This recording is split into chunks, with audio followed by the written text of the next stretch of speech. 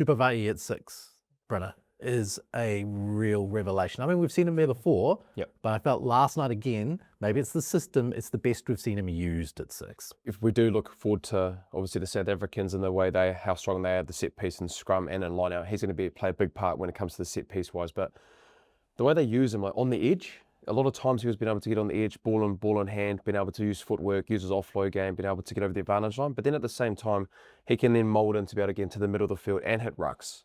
Be ruthless, real clinical in terms of like being able to land on bodies and be that kind of nuisance that he referenced Brodie Retallick when he came on the show last week. So yeah, like, geez, we talked a lot around the loose forward trio and who we are going to pick. Like a guy like Wallace Sititi isn't playing. Do you know what I mean? Because a guy like Tupou Vaa'i and what he brings to the team, he's going to be able to be at 6. So I think probably moving forward, Chipper, I do think that probably Tupou Vaa'i at 6 and Luke Jacobson, like he's had an outstanding series. Like I know you'll be really, really happy, Ross. But so you've been waiting a long time for Luke to get an opportunity. And he probably has been waiting a long time as well, you know, kind of gone through that. Dave Rennie has a specific skill set that he likes from Luke. And you saw that on the weekend with his shoulders and being able to do all the little dirty work. I know he got yellow carded, but the amount of clean-outs that he just does by himself, when sometimes you're thinking, oh, there's going to be a steal here, Van der Fleer or Conan or it's one-on-one. He just has the ability to be able to get especially that when ball. Damien goes through. Yeah, man, like because he gets that separation from the other attackers, and mate, Luke's so like comes even that high angle. Damien made a little injection in that first sort of 25 minutes, and mate, Jacobson came from about 10 meters back, and it was vicious. But I think a lot of it's not that Luke was never capable. Like we all know he was always capable of this at Test match level. Man, what about someone just believing in you? Yeah, 100%. And just saying, mate, you are all time.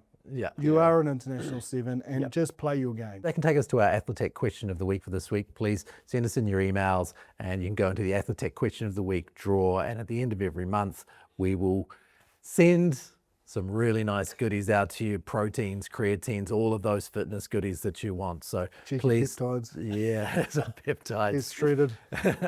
Summer's coming. So you got enough time too, probably. Enough time. So please send us through your emails. We got one through in regards to this loose forward mix from Nathan Mansell. And Nathan has said, basically, when he looks at the loose forward makeup and, you know, the combos that have been tried over the last little while, do we need to settle on a 3? Is that the way that it needs to happen in South Africa? Does there need to be, these are our 3 loosies, or will there be some changes depending on oppositions and styles and, you know, high belt, low, you know? I would say strategy would go between 2. 7 and 8 are locked in my head. You know, the coaches, they've been very clear. Jacobson's the 7 and Artie's the skipper, so he's going to be at 8. And then, like, you can't underestimate Wallace's line-out ability. Like, I don't want to underplay that. Like, he's got a very powerful jump and he can get in the air. But off the back of what we saw, I suppose, last night in terms of even the intact Segner and Lakai made, like having 2 loosies on the bench is, we might see 6-2 as well, you know, like another lock and on that bench would, you know, it makes it a little bit difficult, you know, with the midfield. Well, So- I think you got Leicester. I think you can, because like if it's a 6-2, you know you don't need a first 5 on the bench because you've got Damien at 15. I understand that. You've got Anton. I understand it's an easy fix. I just really like Caleb's role last night. That's fair. That's fair. Yeah, I agree. And I Played well. think that's the only confusion it gave me is like, ooh, quite like that. And you like the Anton Leonard-Brown as well. Like he has to be there. Yeah. Because you know, Quinn goes down, then you're sort of playing Mr. Fix-It a little bit. Leicester, you know, does he act as a loosey midfielder? I'm not too sure. You know, the big thing is his minutes. And you know, like I think you're going to have to go into this. He's going to need some of those warm-up games, you know, and big performances. But anyway, back to my original point. I think it is clear it's going to be Wallace or Tupou Vaa'i at 6. And I think it's strategy. And I don't want to relitigate that because I've said it enough last week and this week. But I think going into the box, you can expect to see Tupou Vaa'i after last night more often than not. Yeah. And have to really had to change our tune, right? If we talk around the loose forward trio, who we were talking around, I think like, you know, I had Wallace, Peter Lakai. I liked him and Anton off the bench last night though. He was both of them. Like even Anton coming on first. Yeah. I was sort of just thinking Lakai would have come on and Tupou Vaa'i gone in there, but Jacobson went across, and I just, the energy and the zip they had to bring it home. And these Springboks tests are going to be won at high tempo in that last 20. Yep. So I think that answers that. I'd agree with Tupou Vaa'i and how he played on the weekend. And then like Jacobson kind of saying around like Peter Lakai and how Anton Segner came on, having those two loose forward trios, I think in the back end of the game, especially at the high val, probably played really good for us. Be interested to see if they just get an extra lock in there as well. If they do go to a 6-2 split though. We'll get a good look at what the 6-2 split looks like probably in these, warm-up games, whether it's the Stormers or whoever else afterwards. So that'll be, I suppose, a bit more of a telling factor. It was just a good mix last night. I don't know if we just need to do the 6-2 to do the 6-2. Yeah, do you think that that's just a fashionable thing? Do you think we can back a traditional? I don't think so. Like for us, traditionally, we haven't gone to a 6-2 split. But I think if you are going to do it, a team like South Africa is a perfect place to do it, because just with what's going to be entailed with the attrition of what the physicality demands are at being at that in South Africa. So I think also their selection will dictate it as well.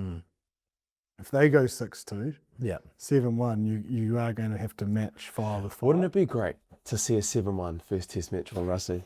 Well, Rusty will name it. I think Rusty will name his team for that first test match. He'll name it tomorrow. Yeah, I think he's going to do it next week. Yeah. How good would that be for us for a 7-1 talking point? How good would that be? Do you have a feeling that the 23 that's going to play that first test is semi-locked in? I think early on they said, okay, we know during Super Rugby what our squad's going to be for the Nations Championship. I think Dave Rennie's already said in the press conference that there's a chance that they've got most of that squad already locked in for Africa. Do you think when you go to that first test, they have a feeling for what that 23 looks like? I think so. I've got 2 questions where I just don't know who you go for. Centre. Yeah. So 13, I thought Quinn was just superb last night, and but I thought Billy was superb, and so it's we know what Anton's ability is as well. So I think hooker as well. I said it before, that was the best 15 minutes of rugby a Safa has played. Man, get away from the X Factor stuff. His set piece was special, and that explosive carry. Numia was good too in the old explosive carry. A couple of penalties, but outside of that, it's so. I think that those are probably the 2 that probably, and 6 as well. I don't know. Like Tupou was great, but man, Wallace still has plenty to offer. But Wallace was great off the bench. The French. Can you imagine Wallace Sititi? And who do they go for then? Lakai or Segner? Yeah, I suppose Lakai. They stick. Well, I would have thought that too, but Segner was on first last night, so yeah. Either way, the impact with ball in hand across that bench, the carriers they've got, that's insane. Well, you look at a lot of the carries of Anton and Anton Segner. Sorry, I keep saying Anton, and it's like there's 2 of them now. AS. Segi. Don't lose your way, James. Stay focused. Stay focused, James. Lakai and Segner, their carry was really strong. I love how Segner does like that little dolphin dive and like gets another like 2 or 3 meters. Yeah. He's impressed this year, Jip, like in terms of the attacking side, like being able to get over the collision area, did it with the Blues, and I was interested to see if he was able to do it at the international level, but he's definitely been able to do it, man. Look, no surprise to us, Blues and Umno, mate. We've seen it coming for a long time. You haven't had your Blues chat, eh? Well, one of the things that we've seen, I suppose, from the South Africans on the weekend was the amount of new players they brought in again. We've got 2 20-year-olds that could have been at the Under-20s World Cup. They're playing for the Springboks instead. The depth that they've built is extreme. They've played 43 players through July. They're giving people chances. Old players haven't played for 8 years are getting chances. Scott Robertson, and I'm getting to my point, and this is part of the Aztec questions of the week from Ryan Arnold. Scott Robertson wanted 4 deep in each position. And it looks like the All Blacks are getting close to that. I don't fixate so much on the depth. I think the player profile of versatility is where they create their depth. Yeah. The ability to play in multiple positions seems to be more of the focus than 4 deep. Yeah. from this coaching group. And I think that creates the illusion there's great depth, but we are probably 4 deep in every position if you looked at everyone who could play in those 7 It's just positions. they're all on the field at the same time. No, not necessarily, but there's plenty in the stands. Like you think Yeah. about Rieko Ioane was sitting in the stands, Billy Proctor was sitting in the stands. Yeah. You know, they can play wing and centre, and you know, Anton can play second 5 centre. What I'm trying to say is, yes, we are 4 deep, but it doesn't necessarily have to be, you know, Rieko can't sit in the 4 of, you know, the midfield and not the 4 of the 11. Yeah. Same with Leicester, you know, so yeah, would be close. I think you could name 3 names in each position for international rugby. I'd probably say halfback would be maybe the only one. If you are looking at how the series has gone, if Cam does get injured, hypothetically, you know, he probably is one of the best players in the world right now. You probably have to think the fact that Cortez didn't get a lot of game time during the series. Kyle Preston didn't even get an opportunity to be able to get in the first 3 test matches. So there's obviously a heavy reliance at the moment, what I'm seeing from this coaching group, on Cam being able to play a lot of minutes. Yeah. And so in terms of the depth to your question, Ross, like if he does get injured, of course Cortez and Kyle and maybe Noah Hothan comes in and they will be given an opportunity through that injury. But right now, it just doesn't seem that, you know, they're moving on. Cam's getting pretty much the predominant of all the reps. Yeah. And is that because that 9, 10, 12, 15 axis has just been the central focus of making sure that the game plan works? Well, I think the difference with Cam is that he's just one of the best players in the world. No different from Ardie Savea or Kieran Reid back in the day or Dan Carter. And he's so pivotal, and I think for this All Blacks DNA and how they play, having him on the field is the best thing for the All Blacks. And the fact he's so fit and his drop in level of consistency and how he influences the game doesn't change if it's from the 1st minute to the 70th minute. So that's a big pat on the back for Cam and his conditioning. So I just think at the moment with how he is and what he brings to the All Blacks, having him on the field is more beneficial. Yeah, I don't think they're trying to build depth. I think they're in a short runway to a World Cup. Yeah. And they need to have the main guys. Will we see more rotation in year 2? I think so. Like I wouldn't lose sleep if we win in the Nation Cup's final based on points differential. Yeah. Do you know what I mean? Like that's just okay. That is what it is. So I think we'll see more opportunity. I think we'll learn more with the non-test games, the early fixtures. I think they're going to take a squad of 44. I think guys are going to get the opportunity to play in these systems. Like those test match guys, I don't think are going to need to play that much based on what we've seen. I think they just need to get their bodies and minds ready. Had this July series not gone in this trajectory, it might have made it a little bit harder. You might have had to play those combos a little bit, but I'd be more confident that we'll build that depth and get more clarity with that 44-man squad. I'm not going to argue with him about halfbacks.